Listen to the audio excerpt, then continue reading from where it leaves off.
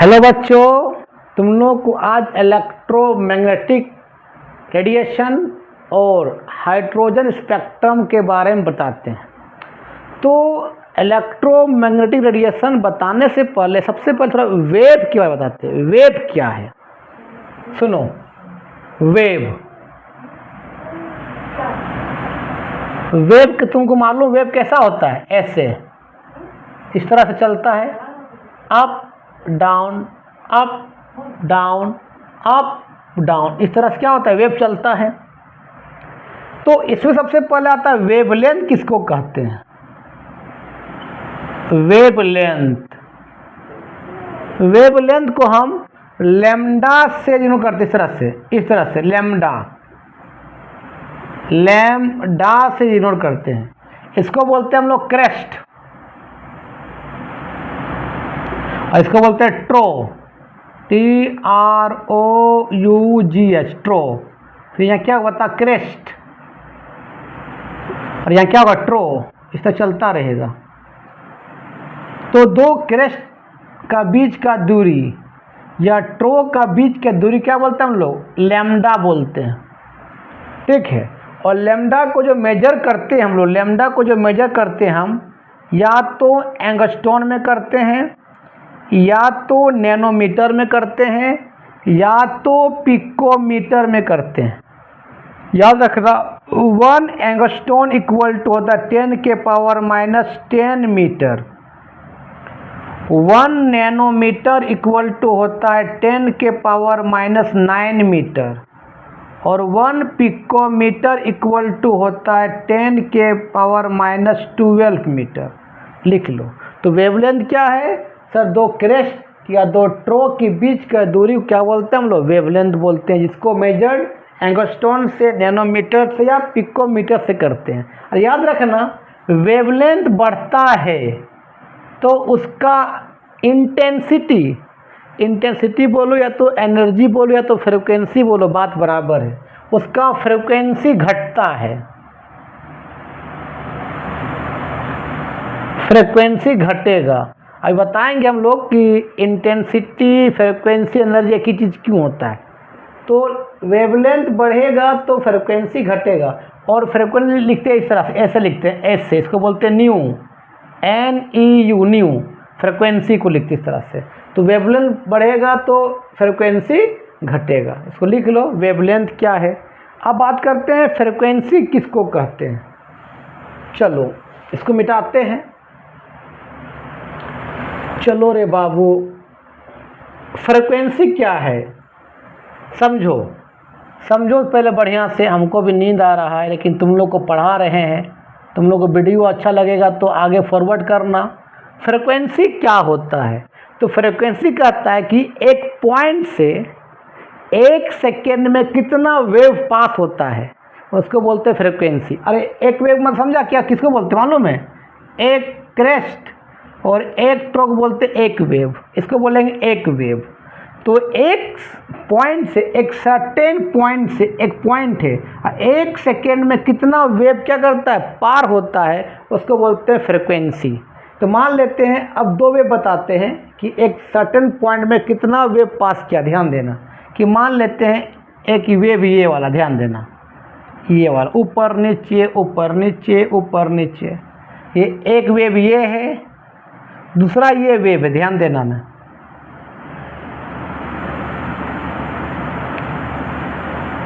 मान ले ये वेव है, ये बी वेव है। तो 1 सेकेंड में बता, एक पॉइंट से कितना वेव पार हुआ। मान ले 1 सेकेंड है दोनों में, कि 1 सेकेंड में एक पॉइंट से कितना वेव पार हुआ। देखो तो कितना पार हुआ। ये आपका एक वेव पार हुआ, 2, 3, मतलब यहाँ 3 ऑसिलेट हुआ। ऑसिलेट 3 बार ऑसिलेट किया, 3 वेव हुआ है यहाँ। यहाँ देखो तो 1 सेकंड में कितना हुआ? ये 1, 2, 3, 4, 5, 6, मतलब ये क्या हुआ? 6 ऑसिलेट हुआ। तो इसका फ्रिक्वेंसी ज़्यादा होगा, इसका फ्रिक्वेंसी कम होगा। तो फ्रिक्वेंसी मतलब क्या होता है कि एक पॉइंट से 1 सेकेंड में जितना वेव क्या करता है पास होता है उसी बोलते हैं फ्रिक्वेंसी, जिसका ऐसे लिखते हैं फ्रिक्वेंसी ऐसा ऐसे, इसको बोलते हैं न्यू बोलते हैं न्यू। इसका ऐसा यूनिट क्या होता है हर्ट्ज, इसका ऐसा यूनिट क्या होता है बता हर्ट्ज। इसको हम क्या लिखते हैं HZ लिखते हैं, या तो इसको हम लोग सेकेंड इनवर्स ही बोलते हैं, इसका ऐसा यूनिट लिख लो। अब बात करते हैं वेलोसिटी क्या है। चलो चलो रे बाबू चलो चलो चलो। अब वेलोसिटी क्या है, वेलोसिटी तीसरा पॉइंट, वेलोसिटी बोलता है वेलोसिटी कि 1 सेकेंड में वेव कितना डिस्टेंस ट्रैवल करता है, 1 सेकेंड में वेव कितना डिस्टेंस ट्रैवल करेगा उसी को बोलते हैं वेलोसिटी, कि 1 सेकेंड में जितना डिस्टेंस को ट्रैवल करेगा उसी को बोलते हैं वेलोसिटी। और इसका ऐसा यूनिट क्या होता है, इसका ऐसा यूनिट होता है मीटर पर सेकेंड, मीटर पर सेकेंड। एक होता है एम्पलीट्यूड, एम्पलीट्यूड होता है जिसको डिनोट करते हैं या तो ए से या तो साई, ये साई होता है शिव जी की त्रिशूल साई। ये क्या होता है मालूम है, ये वेव तुम लिखता है इस तरह से, ये क्या है height depth, height depth, height depth, height depth, इसी को बोलते हैं हम लोग एम्पलीट्यूड। इसको हाइट को या डेप्थ को, हाइट को या क्या बोलते हैं एम्पलीट्यूड, या तो ए या तो साई लिख लो। समझ में आ रहा है ना, ठीक। अगर अच्छा लगता हो तो वीडियो फॉरवर्ड करो, तुम लोग पर हम बहुत डिपेंड है, ठीक है। अगर कोई बच्चा LN में पढ़ रहा है या तो बंसल में या फिरजी में, यूनेंस में, या आपका और क्या होता है आकाश में या PW के पास, थोड़ा सा बच्चे लोग के पास भी क्या करो फॉरवर्ड करो, ठीक है, ताकि हेल्पफुल उसको लगेगा कोई भी चीज़ को समझने में। चलो अब बात करते हैं, एक इसमें होता है वेव नंबर भी होता है, एक वेव नंबर, तो इसको भी लिख लो, वेव नंबर काम आएगा। वेव नंबर, वेव नंबर को बोलते सर लिखते हैं न्यू बार, न्यू के ऊपर एक लाइन को बोलते हैं बार, न्यू बार, क्या बोलते हैं इसको न्यू बार, इसको बोलते हैं न्यू बार को बोलते हैं 1/λ को बोलते हैं क्या न्यू बार बोलते हैं, इसको भी लिख लो। अब वेव की बात तो समझ में आ गया तुम लोग को। अब बात करते हैं इलेक्ट्रोमैग्नेटिक वेव। इलेक्ट्रोमैग्नेटिक वेव क्या है, देखो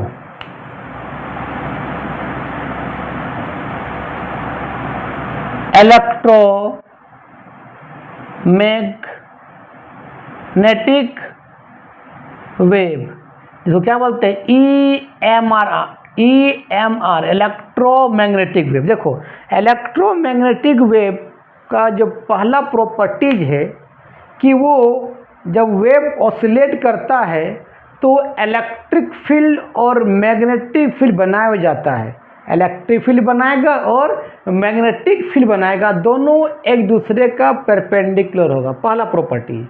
जब वो चलेगा ऑसिलेट करेगा तो इलेक्ट्रिक फील्ड भी बनाएगा और मैग्नेटिक फील्ड भी बनाएगा और एक दूसरे का क्या होगा परपेंडिकुलर होगा, ठीक है। जैसे देखो जैसे सनलाइट, आपका सनलाइट क्या है इलेक्ट्रोमैग्नेटिक वेव है कि वो इलेक्ट्रिक फील्ड और मैग्नेटिक फील्ड बनाए हो जाता है, ऑसिलेट करता है और एक दूसरे का परपेंडिकुलर होता है।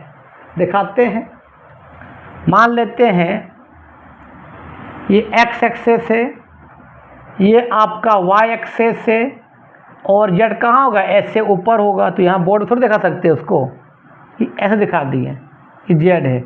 मान ले वो वेव ऑसिलेट कर रहा है एक y एक्सेस में, इस तरह से नाच रहा है धमना सांप जैसा, ऐसे धमना सांप जानता है तुम लोग रे, नहीं जानता है तो मत बोलो, ऐसे ऑसिलेट करवा। ये मान ले इलेक्ट्रिक फील्ड चला रहा है इधर से, इधर मान ले इलेक्ट्रिक फील्ड है ये और इसका क्या है बताइए, मैग्नेटिक फील्ड। एम का मतलब मैग्नेटिक फील्ड, ई का इलेक्ट्रिक फील्ड, तो ये भी इलेक्ट्रिक फील्ड होगा। फिर ये आपका इलेक्ट्रिक फील्ड होगा, अच्छा से लिखो, electric field, electric field, electric field, electric. दूसरा क्या बनाएगा, मैग्नेटिक फील्ड। जेड में क्या बनाएगा, मैग्नेटिक फील्ड बनाएगा इस तरह से, और दोनों एक दूसरे से परपेंडिकुलर होगा। क्या बात है, क्या बात है, क्या बात है। ये क्या बताओ, ये magnetic field, magnetic field, magnetic field, magnetic field, और एक दूसरे क्या होता है, परपेंडिकुलर होता है। एक दूसरे को क्या है, परपेंडिकुलर होता है। इसी को बोलते हैं इलेक्ट्रोमैग्नेटिक वेव। पहला प्रॉपर्टी, जब वो ऑसिलेट करता है तो एक साथ इलेक्ट्रिक फील्ड और मैग्नेटिक फील्ड बनाया हो जाता है और एक दूसरे का परपेंडिकुलर होता है, ठीक है। और दूसरा इसका प्रॉपर्टीज है इलेक्ट्रोमैग्नेटिक वेव का, वो कोई भी मीडियम में रहे, वैक्यूम में रहे या हवा में रहे या पानी में रहे, हर एक जगह उसका स्पीड सेम होता है। कितना स्पीड बताओ, 3 × 10⁸ मीटर पर सेकेंड। इसी को बोलते हैं speed of light, speed of light बोलते हैं। मतलब कोई भी मीडियम में रहे उसका स्पीड क्या होता है, एक जैसा होता है।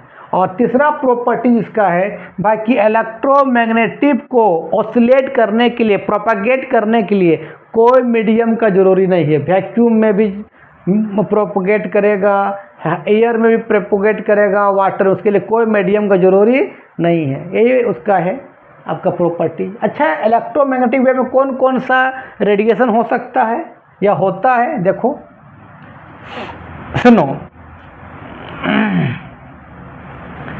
एक होता है गामा रेज, गामा, इसको बोलते हैं गामा रेज। फिर एक होता है एक्स रेज, एक होता है अल्ट्रा वायलेट रेज, यूवी जिसको बोलते हैं। फिर होता है विजिबल रेज, जिसको हम लोग देखते हैं, जिस रेज को हम लोग, इसी रेज का हम लोग देखते हैं, विजिबल रेज। फिर क्या होता है मालूम है, इंफ्रारेड। फिर क्या होता है, माइक्रोवेव। फिर क्या होता है, रेडियो वेव, रेडियो वेव, ठीक है। सुनो, जब गामा से रेडियो की ओर आएगा इधर इधर, तो उसका वेवलेंथ बढ़ेगा, ठीक है। वेवलेंथ बढ़ेगा तो क्या होगा, फ्रीक्वेंसी घटेगा। तो जब लेफ्ट से तुम राइट की ओर आ रहा है तो वेवलेंथ बढ़ेगा और फ्रीक्वेंसी घटेगा। लेकिन तुम उल्टा, जब राइट से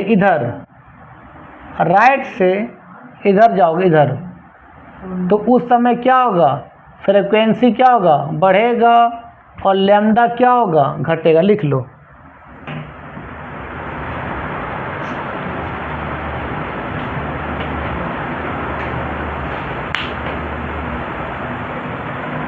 चलो, अब इसके बाद पढ़ाते हैं हाइड्रोजन स्पेक्ट्रम के बारे में। लिखो हाइड्रोजन स्पेक्ट्रम।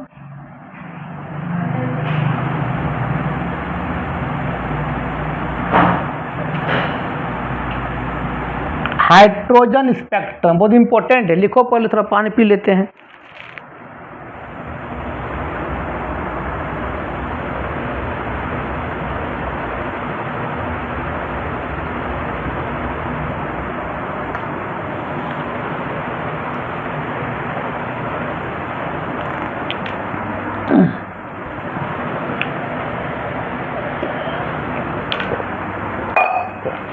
देखो, हाइड्रोजन स्पेक्ट्रम तुमको मालूम है, नेल्स बोर ने जब अगर कोई एक न्यूक्लियस है, उसके चारों तरफ ऑर्बिट्स है, और हर एक ऑर्बिट्स में, अगर कोई भी ऑर्बिट में, फर्स्ट ऑर्बिट, सेकेंड, थर्ड में अगर एक एक इलेक्ट्रॉन मूव करता है तो उस इलेक्ट्रॉन पर कितना एनर्जी है और न्यूक्लियस से कितना दूरी पर मूव करता है, वो कैलकुलेट कर दिए थे वो नेल्स बोर ने। शर्त है, जिस एटम में एक ही इलेक्ट्रॉन मूव करता हो, या तो फर्स्ट में या सेकेंड में, थर्ड ऑर्बिट में, ठीक है। तो जो एनर्जी कैलकुलेट किए थे नेल्स बाबू ने, तो एनर्जी निकाले थे En equal to -13.6 electronvolt into Z square by n square. या जेड क्या है, नंबर ऑफ प्रोटॉन है, और एन क्या है, नंबर ऑफ ऑर्बिट है। ठीक है, और तुमको मालूम है कि 1 इलेक्ट्रोवोल्ट इक्वल टू जो होता है 1.66 इंटू 10⁻⁻19 जूल होता है। इसको जूल में भी कन्वर्ट कर सकते हैं। तो जूल में जो आया इसका एनर्जी, वो आया कितना आया, -2.18 10⁻⁻18 joule per atom into Z square by n square. लिख लो। और रेडियस जो निकाले थे वो Rn इक्वल निकाले थे 0.53 angstrom into n square by Z. Z है प्रोटॉन और एन है नंबर ऑफ ऑर्बिट। लिख लो। चलो इसको लिखो पहले। लिख लिया है। चलो अब सबको मिटाते हैं। अब सुनो, तो ऑर्बिट को उसने एनर्जी लेवल भी बोला था। तो अगर एनर्जी निकालेंगे, अगर हाइड्रोजन एटम के लिए H में क्या होता है तुमको मालूम है, एटॉमिक नंबर 1 होता है, मास नंबर 1 होता है। जितना एटॉमिक नंबर होता है उतना उसमें प्रोटॉन होता है, उसमें इलेक्ट्रॉन होता है।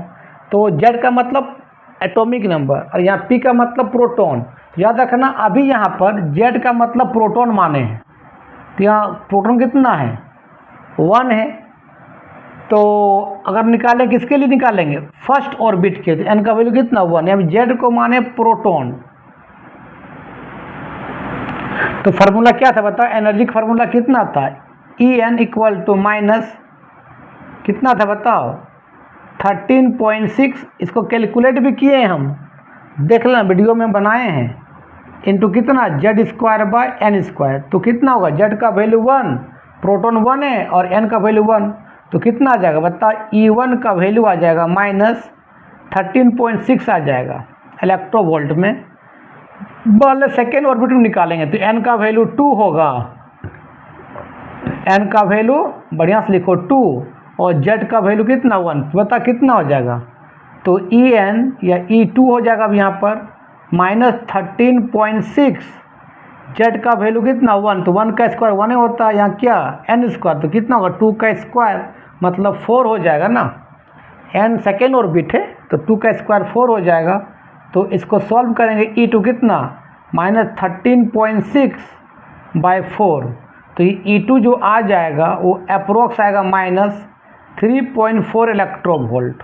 उसी तरह जब हम निकालेंगे जेड का वैल्यू 1 और थर्ड ऑर्बिट के लिए, तो E3 का जो एनर्जी आएगा ये -1.51 आएगा इलेक्ट्रोवोल्ट, निकाल लेना। उसी तरह अगर जेड का वैल्यू जेड का वैल्यू 1, क्योंकि हाइड्रोजन में एक ही होता है प्रोटॉन, और जेड का मतलब प्रोटॉन। और कौन ऑर्बिट के लिए, फोर्थ ऑर्बिट के लिए, तो जब E4 का जो एनर्जी आएगा ये आएगा 0.34 इलेक्ट्रोवोल्ट। मतलब धीरे धीरे एनर्जी बढ़ रहा है, माइनस से प्लस की ओर आ रहा है। लिख लो। चलो अब देखो, नेल्स बोर ने ऑर्बिट को एनर्जी लेवल ही बोला था, मालूम है ना। चलो ऑर्बिट को एनर्जी लेवल, तो मान ले ये पहला एनर्जी लेवल है जिसको हमने क्या बोला, E1 बोला। इसका कौन सा ऑर्बिट है, n इक्वल टू 1 है। यहाँ पर इसका एनर्जी कितना है, 13.6 इलेक्ट्रोवोल्ट है। दूसरा देखो एनर्जी लेवल ये 2 है, E2 है, और इसका क्या है N2 है। इसका एनर्जी कितना बताओ, -3.4 है। दोनों के बीच ज़्यादा डिफरेंस है, इसलिए दोनों का एनर्जी गैप भी ज़्यादा है, लगभग 10 का डिफरेंस आएगा, इसलिए गैप N1 N2 में ज़्यादा होता है। बाकी N2 N3 में गैप थोड़ा कम हो जाता है, क्यों, एनर्जी डिफरेंस कम है। देख लो, निकाल लो। ये मान ले तेरा क्या बताओ, E3 है और यहाँ n का वैल्यू कितना है 3, तो कितना एनर्जी होता है मालूम है, कितना होता है -1.51। तो दोनों डिफरेंस कम निकलेगा तो गैप भी कम है। अब मान ले फोर्थ में और छोटा हो जाएगा, मान लो क्या बताओ, E4 है, यहाँ पर कितना होगा, n का वैल्यू 4 होगा, 5 में और कम हो जाएगा, सड़ जाएगा पूरा पूरा धीरे धीरे। मान ले तेरा क्या है बताओ, E5 है, या n का वैल्यू कितना है 5, धीरे धीरे धीरे धीरे क्या होगा, सड़ जाएगा, ये सब एनर्जी गैप कम हो जाएगा।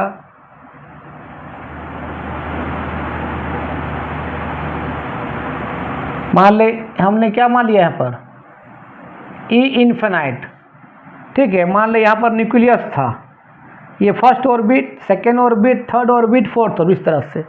तो न्यूक्लियस जितना तुम सामने रहोगे उतना एनर्जी कम होगा, तो उतना स्टेबल ज़्यादा होगा। जितना एनर्जी कम होता है उतना स्टेबल ज़्यादा होता है, याद रखना चीज़ को। एनर्जी जितना बढ़ेगा उतना स्टेबिलिटी घटेगा, ठीक है। तो फर्स्ट ऑर्बिट का एनर्जी सबसे कम है तो यहाँ स्टेबल ज़्यादा है, सेकेंड में एनर्जी बढ़ गया तो स्टेबिलिटी घट गया, थर्ड में एनर्जी बढ़ गया तो स्टेबिलिटी और घट गया, और ऊपर और घट जाएगा। सुनो अब सुनो हम क्या करना चाह रहे हैं कि मान ले इलेक्ट्रॉन ग्राउंड स्टेट में, अभी इसका ग्राउंड ये है, ग्राउंड स्टेट है। अब तुमको यहाँ से हीट दे देगा, कौन सा, EMR, तो इलेक्ट्रॉन रेडिएशन एब्जॉर्ब करेगा, वो कहाँ जाएगा, N1 से कहाँ जाएगा, मान ले N2 गया, N1 से कहाँ जाएगा बताओ, N3 जाएगा, N3 से कहाँ जाएगा, फिर N4 जाएगा, N4 से कहाँ जाएगा वो, N5 जाएगा, N1 से कहाँ जाएगा, ये या इन्फिनाइट मान लो, n इन्फिनाइट मानो, यहाँ पर n इन्फिनाइट मानो, और यहाँ पर इन्फिनाइट मान सकते हैं। N1 जाएगा, N2, N4, N5 जाएगा, मान ले और आगे जा सकता है, मान लेते हैं ऊपर चला जाएगा। तो ऊपर जा रहा है तो एनर्जी बढ़ रहा है। जब वो बंदा, सुनो, जब वो N1 से कहाँ का गया, ये N1 या N से कहाँ गया, 1 में था, 1 से कहाँ जाएगा वो बताओ, या 2 में जाएगा, या 3 में जाएगा, या 4 में जाएगा, या 5 में जाएगा। तो क्या किया होगा, एनर्जी को लेके गया होगा। तो यहाँ पर क्या किया होगा, एनर्जी ले को गया होगा, तो एनर्जी क्या होगा बताओ, पॉजिटिव के फॉर्म में लेके गया। तो इसको बोलते ग्राउंड, इसको बोलते हैं हम लोग एक्साइटेड स्टेट, जब एनर्जी ले को जाएगा, एक्साइटेड स्टेट बोलते हैं।